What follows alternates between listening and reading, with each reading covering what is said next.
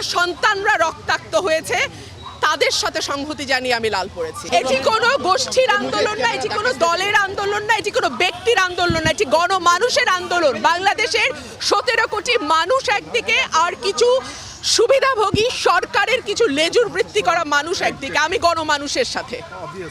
আমি বিএনপি হিসাবে এখানে আসিনি, আমি কোনো দল রিপ্রেজেন্ট করছি না। আমি রুমিন ফারহানা, বাংলাদেশের একজন নাগরিক। আমার তো অধিকার আছে প্রতিবাদ জানানোর, আমি সেই প্রতিবাদটাই জানাতে এসেছি। লাল রক্তের রং, লাল প্রতিবাদের রং, লাল আন্দোলনের রং, লাল বিক্ষোভের রং। এবং আমার সন্তানের রক্ত ঝরেছে, আমার সন্তানরা রক্তাক্ত হয়েছে, তাদের সাথে সংহতি জানিয়ে আমি লাল পড়েছি। সরকার বলছে তাদের কোটা আন্দোলন দাবি মেনে নেওয়া হয়েছে, তারপরও তারা কেন আন্দোলনে? সরকারকে বুঝতে হবে গত 17 বছর তারা যে অত্যাচারের স্টিম রোলার চালিয়েছে, বাংলাদেশের মানুষকে একটা সেকেন্ড ক্লাস সিটিজেন বানিয়ে রেখেছে, দেশটাকে তার নিজের বাপের দেশ বানিয়েছে। আর আমরা যেন সকলেই এখানে অনুপ্রবেশকারী, আমরা যেন সকলেই এখানে রোহিঙ্গা, আমরা যেন সকলেই এখানে সেকেন্ড ক্লাস সিটিজেন, এমন একটা আচরণ সরকার বাংলাদেশের মানুষের সঙ্গে করেছে, তার জবাব দিতে এসেছি। সরকার বলছে যে এই ছাত্রদের কাঁধে ভর করে কেউ কারো কাঁধে, বাংলাদেশের মানুষ আজকে একদিকে, কোন দল, কোন গোষ্ঠী, কোন ব্যক্তি না। আমি বারবার বলছি বাংলাদেশের 17 কোটি মানুষ আজকে একদিকে।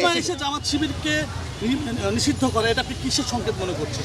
এটা রাজনৈতিক একটা কৌশল, এবং এই কৌশলটা আওয়ামী লীগ সবসময় খেলছে, কোনো না কোনো রাজনীতি করছে। এত বছর ধরে তারা জামাতকে নিষিদ্ধ করেনি, এই প্রশ্ন তো সুশীল সমাজ তুলেছে যে কেন করা হচ্ছে না। তখন তারা বলেছে এটা আদালতের বিষয়।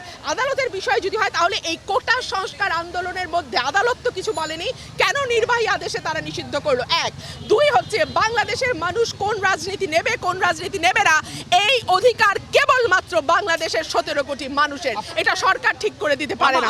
বিএনপি নেতাদের এই যে ধরপাকড় হচ্ছে, বিএনপি নেতাদের যে ধরপাকড় হচ্ছে, এটা কি বলতে চান? এটা শেষ। একটা লাস্ট প্রশ্ন, যে ধরপাকড় হচ্ছে তারা বলছে কাকে ধরপাকড় হচ্ছে না? বিএনপি নেতাদের ধরপাকড় হচ্ছে, আমাদের বাচ্চাদের ধরপাকড় করছে, আমাদের নিরীহ জনগণকে ধরপাকড় করছে। ধরপাকড়টা করছে না কাকে? গণগ্রেপ্তার করছে, সাধারণ মানুষকে গ্রেপ্তার করছে। কাকে করছে না সেটা?